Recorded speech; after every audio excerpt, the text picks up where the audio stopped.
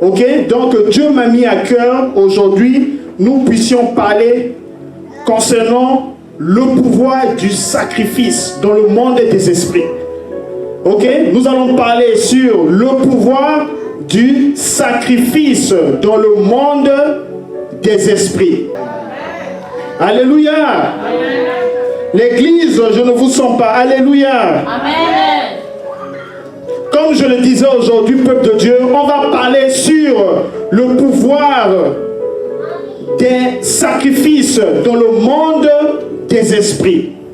Comme je l'ai dit il y a de cela quelques minutes passées, le diable nous combat toujours dans le monde spirituel. Et puis le monde spirituel a ses lois. Ok? Le monde spirituel a ses lois. Mais nous, les enfants de Dieu, il y a beaucoup de choses qui nous échappent. Il y a beaucoup de choses qui nous échappent, le peuple de Dieu. Nous allons ouvrir la Bible, le livre de Genèse, chapitre 22, du verset 9 au verset 18. Vous allez ouvrir la Bible, le livre de Genèse, chapitre 22, du verset 9 au verset 18. Veuillez vous lever, peuple de Dieu. Vous allez vous lever pour votre Dieu. Alors, je lis la parole de Dieu. Lorsqu'ils furent arrivés au lieu que Dieu lui avait dit, Abraham y éleva un autel et rangea le bois. Il lia son fils Isaac et le mit sur l'autel, par-dessus le bois. Puis Abraham étendit la main et prit le couteau, pour égorger son fils. Alors, l'ange de l'Éternel l'appela des cieux et dit, Abraham, Abraham. Et il répondit, me voici. L'ange dit, n'avance pas ta main sur l'enfant et ne lui fais rien, car je sais maintenant que tu crains Dieu et que tu ne m'as pas refusé ton fils, ton unique. Abraham leva les yeux et vit derrière lui un bélier retenu dans un buisson par les cornes, et Abraham alla prendre le bélier et l'offrit en holocauste à la place de son fils. Abraham donna à ce lieu le nom de Jéhovah Jireh. C'est pourquoi l'on dit aujourd'hui, à la montagne de l'Éternel, il sera pourvu. L'ange de l'Éternel appela une seconde fois Abraham des cieux et dit, je le jure par moi-même, parole de l'Éternel, parce que tu as fait cela et que tu ne m'as pas refusé ton fils, ton unique, je te bénirai, je multiplierai ta postérité, comme les étoiles du ciel et comme le sable qui est sur le bord de la mer, et ta prospérité possédera la porte de ses ennemis. Toutes les nations de la terre seront bénies en ta prospérité parce que tu as obéi à ma voix. Veuillez vous asseoir, peuple de Dieu.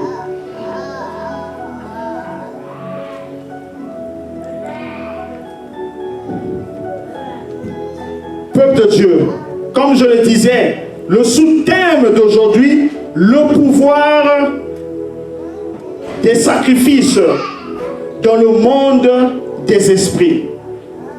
Le pouvoir des sacrifices dans le monde des esprits. Je vais d'abord vous raconter une petite histoire. Bon, ce n'est pas une histoire, bon, c'est un rêve que ma femme avait fait. Peuple de Dieu, je vous dis quelque chose. Dieu nous parle d'une manière, tantôt d'une autre. Est-ce que je parle à quelqu'un? La Bible nous dit que Dieu nous parle d'une manière, tantôt d'une autre. La fois passée, ma femme, elle était en train de prier. Vous savez, autant que nous sommes, nous avons des requêtes que nous adressons à notre Dieu par rapport aux problèmes que nous sommes en train de traverser. Même moi qui vous parle aujourd'hui, c'est vrai, je suis un serviteur de Dieu, mais j'ai mes problèmes aussi. Est-ce que je parle à quelqu'un? Tant que nous vivons sur cette terre, on a des problèmes à résoudre.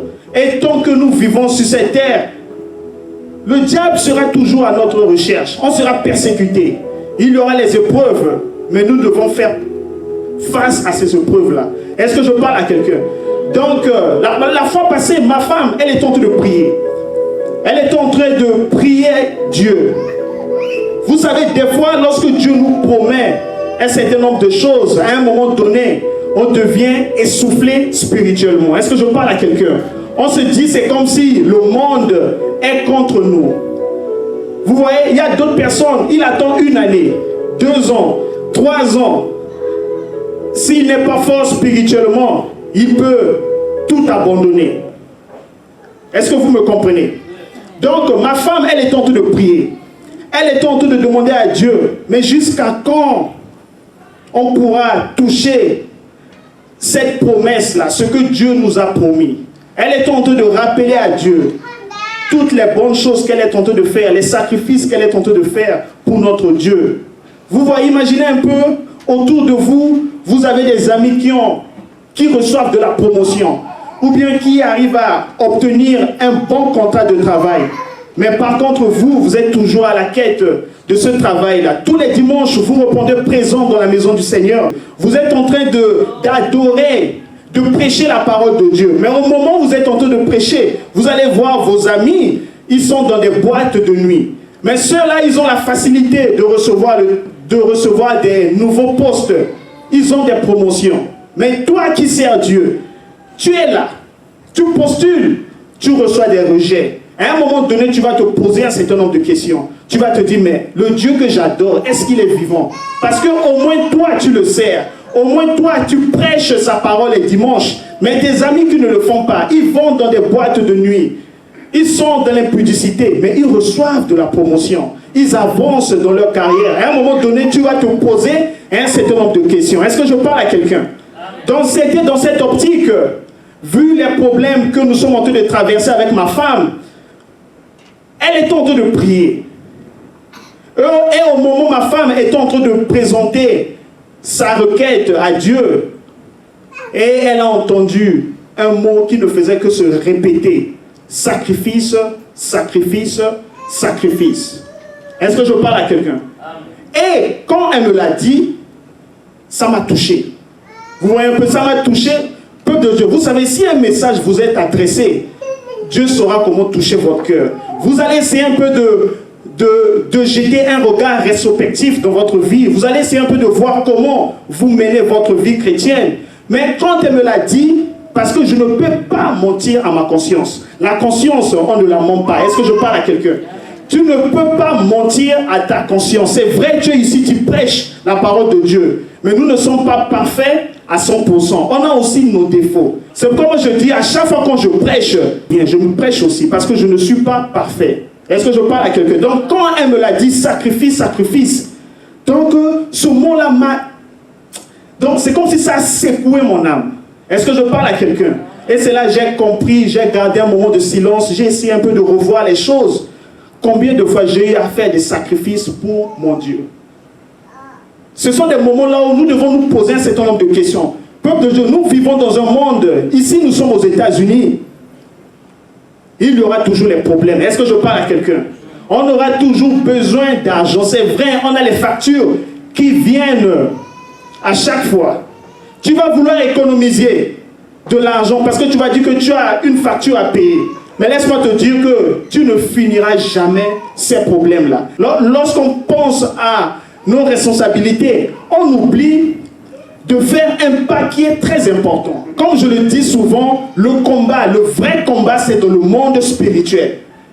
Le vrai combat, c'est dans le monde spirituel. Parce que quand tu fais ce sacrifice à Dieu, c'est dans le monde spirituel.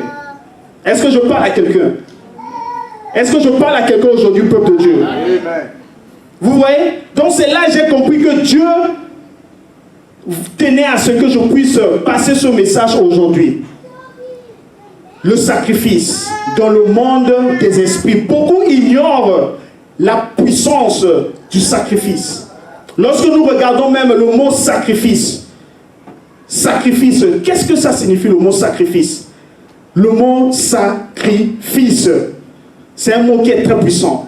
Je vais faire encore quelques pas en arrière. Lorsque nous avons vu comment ce monde a été créé, tout est parti de la parole. Est-ce que je parle à quelqu'un? Le monde était informe, le monde était vide, mais Dieu a tout créé par la parole. Tout est parti de la parole.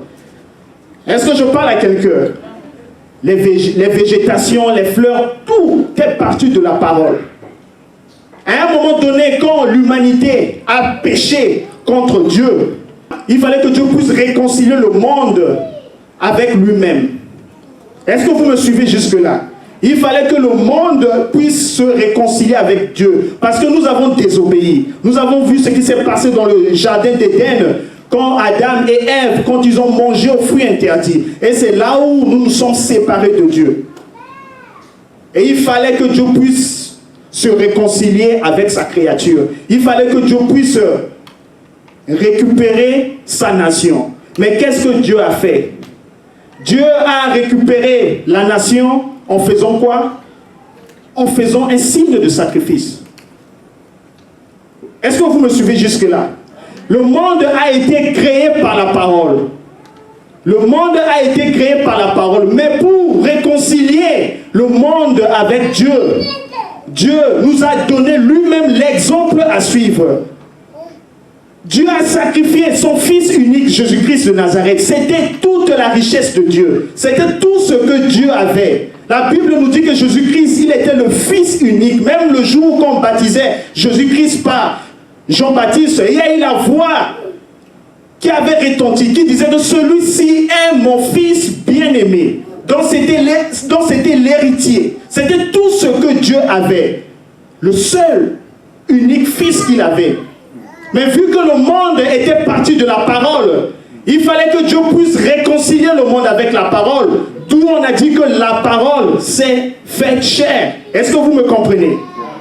Donc pour réconcilier le monde, tout est parti de la parole. Il a créé le monde par la parole, mais le monde a désobéi. Vu l'amour incommensurable que Dieu avait pour sa nation, il ne pouvait pas laisser sa nation s'envoler. Il ne pouvait pas laisser sa créature s'envoler. Il a dit non, je suis un Dieu d'amour, je suis le Dieu miséricordieux. Je vais sacrifier encore la parole. Je vais sacrifier mon Fils unique, c'est-à-dire l'héritier suprême de Dieu.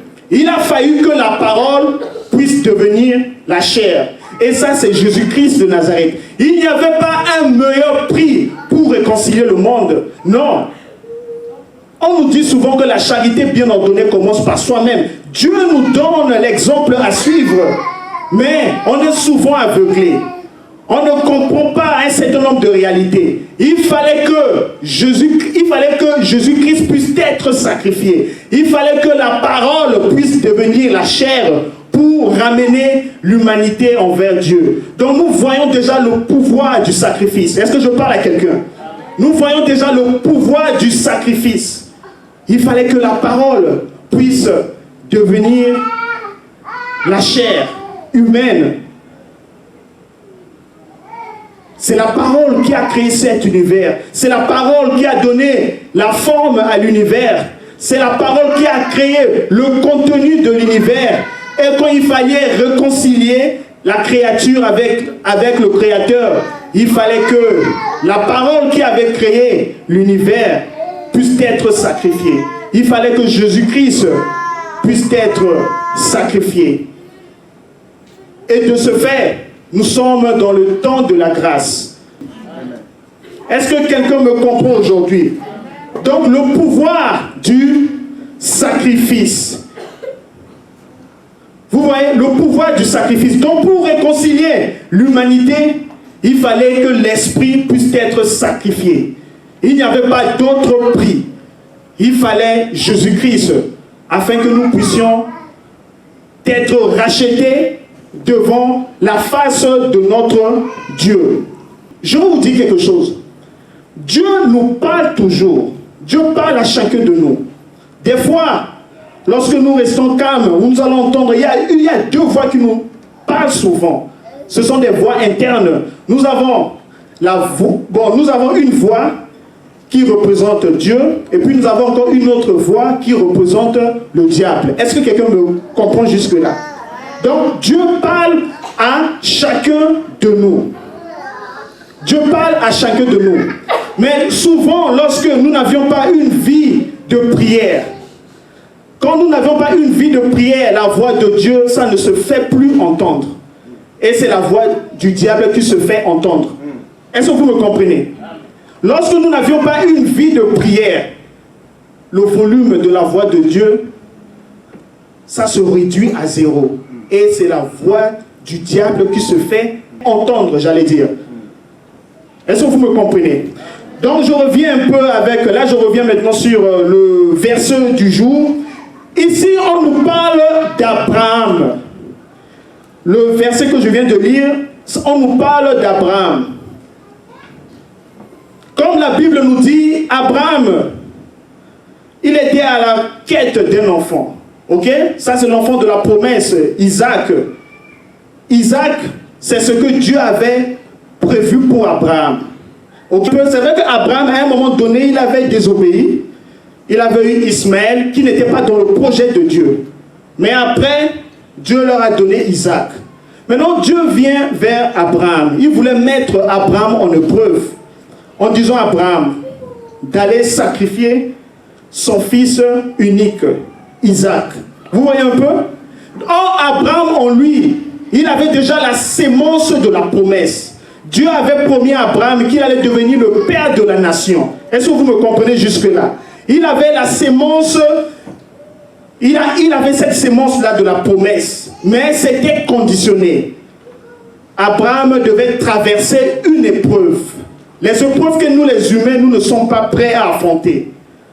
Ok? Nous les humains, nous voulons avoir le travail, mais nous ne voulons pas travailler. On ne veut pas payer le prix qu'il faut. Rien ne se reçoit gratuitement. Dans le monde des esprits, les épreuves sont très importantes.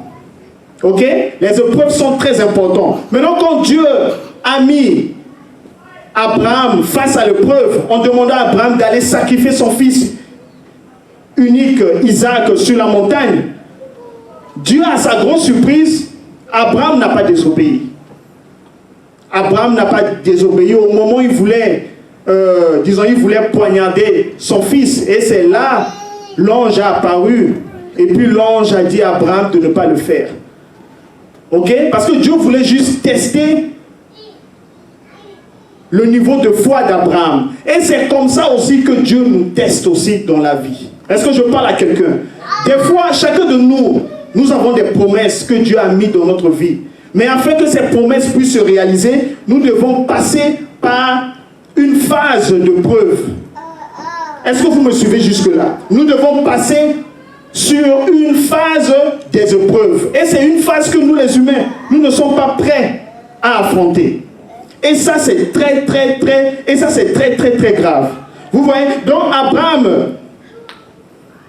afin qu'il puisse hériter de ce que Dieu lui avait promis, il devait d'abord passer par le sacrifice. Vous voyez un peu? Donc le sacrifice dans le monde des esprits, c'est quelque chose qui est très important. Est-ce que vous me suivez jusque-là? Combien d'entre nous ont l'habitude de faire des sacrifices pour son Dieu? Combien? Essayez un peu de voir. C'est vrai, nous vivons dans un pays là où, avec l'inflation aussi sur le plan économique, tout a augmenté, tout est devenu cher. Dans le monde spirituel, quand tu es un égoïste, rien ne va marcher pour toi. Est-ce que je parle à quelqu'un? Parce que Dieu a donné. Il attend aussi à ce que tu puisses donner. Dieu a donné, il a montré l'exemple. Il a sacrifié son fils unique. C'était le seul et unique. Mais il y a des problèmes que nous faisons face. Des fois dans la vie, il faut payer le prix. Il faut payer le prix afin que tu puisses avoir la chose que tu cherches. Est-ce que vous me suivez jusque-là? Est-ce que vous me suivez jusque-là? Peuple de Dieu, laissez-moi vous dire quelque chose. Le sacrifice, ça ne se marchande pas. Dieu nous parle tantôt d'une manière, tantôt d'une autre. Dieu avait parlé à Abraham. Abraham savait ce qu'il devait faire. Il devait sacrifier son fils Isaac.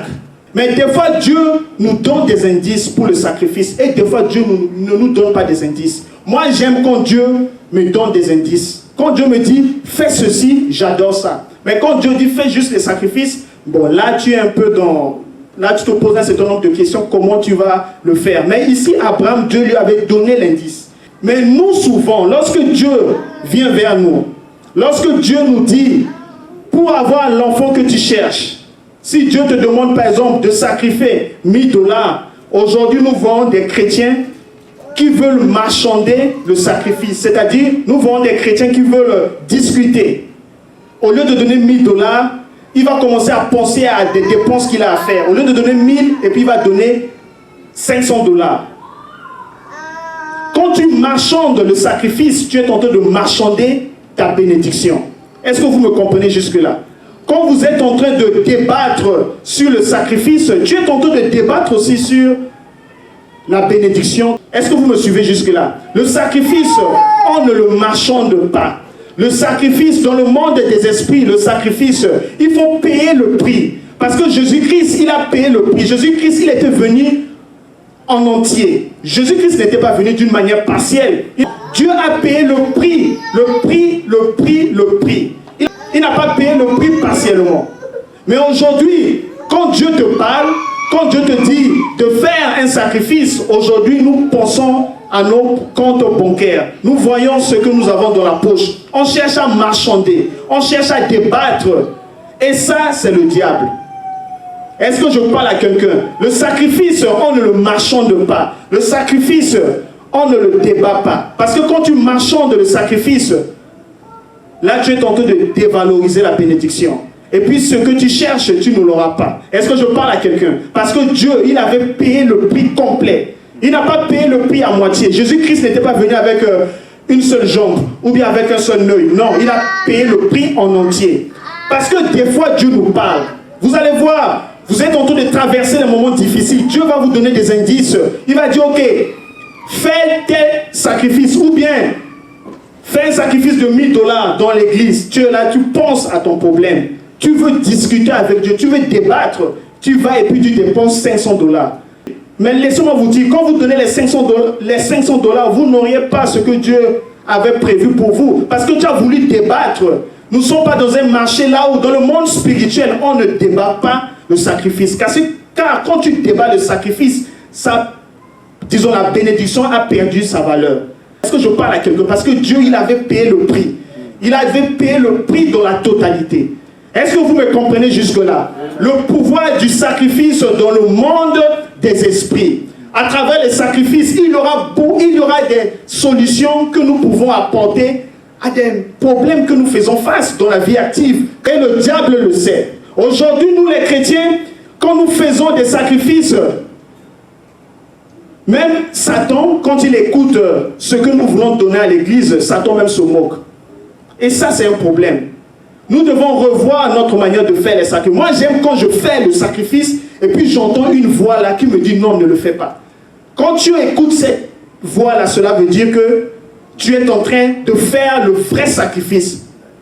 Aujourd'hui, faisons des sacrifices de telle manière, tu entends, il y a une voix en toi qui te dit, qui te rappelle même les dépenses que tu dois faire. Et quand tu entends cette voix-là, cela veut dire que là, tu es en train de déranger le camp de l'ennemi. Là, tu es en train de déranger le diable. Est-ce que je parle à quelqu'un?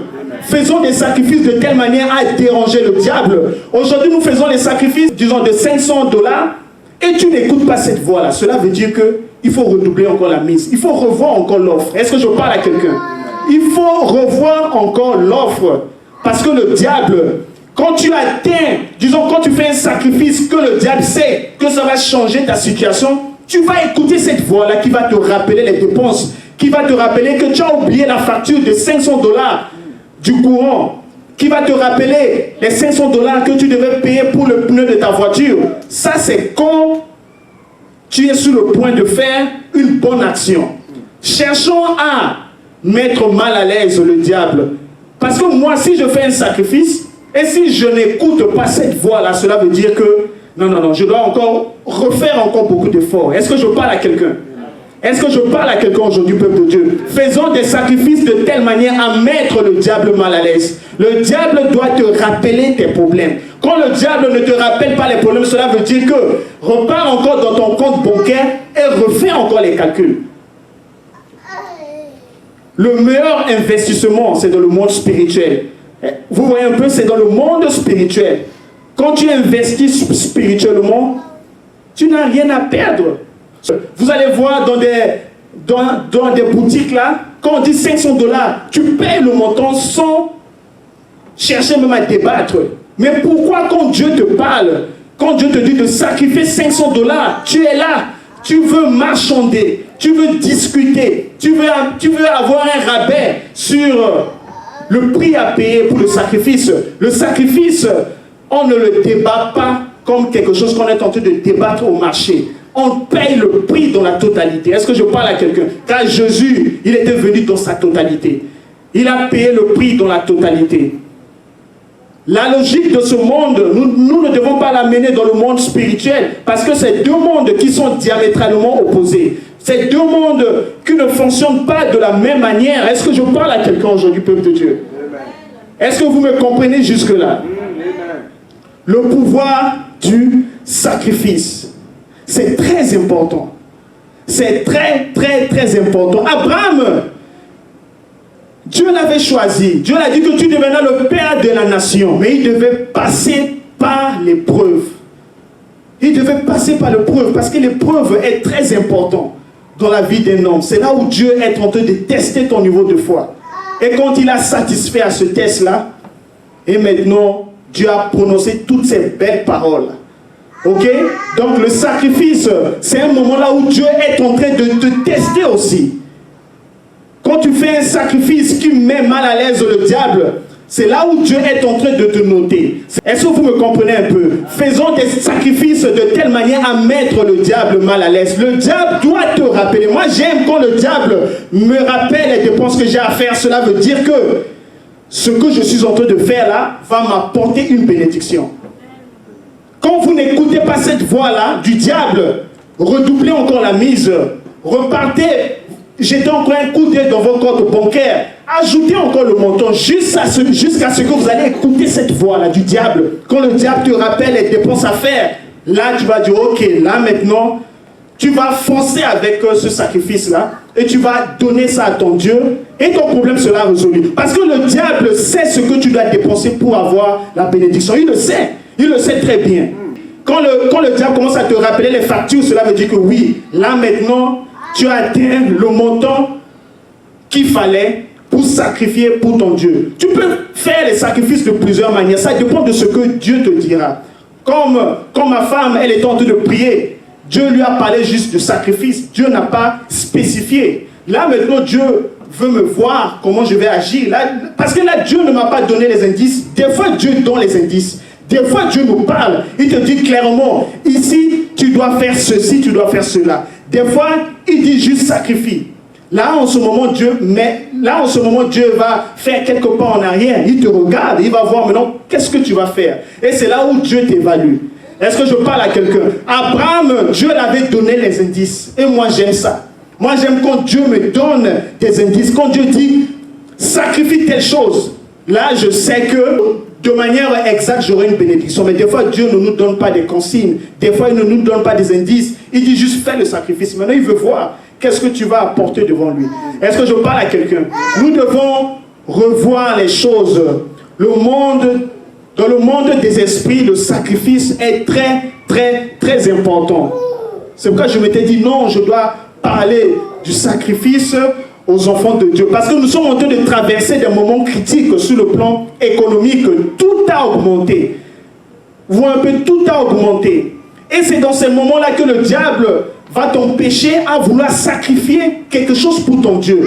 Et laissez-moi vous dire, c'est dans ces moments-là que nous devons être à la recherche de la bénédiction. Parce que c'est dans un moment là où beaucoup ne vont pas dépenser pour leur Dieu. Mais quand tu dépenses pour ton Dieu, dans ce moment critique, là où tout a augmenté, quand Dieu voit le prix de ton sacrifice, tu auras quelque chose de retour. Est-ce que je parle à quelqu'un? Est-ce que je parle à quelqu'un aujourd'hui? On doit se précipiter sur les bénédictions.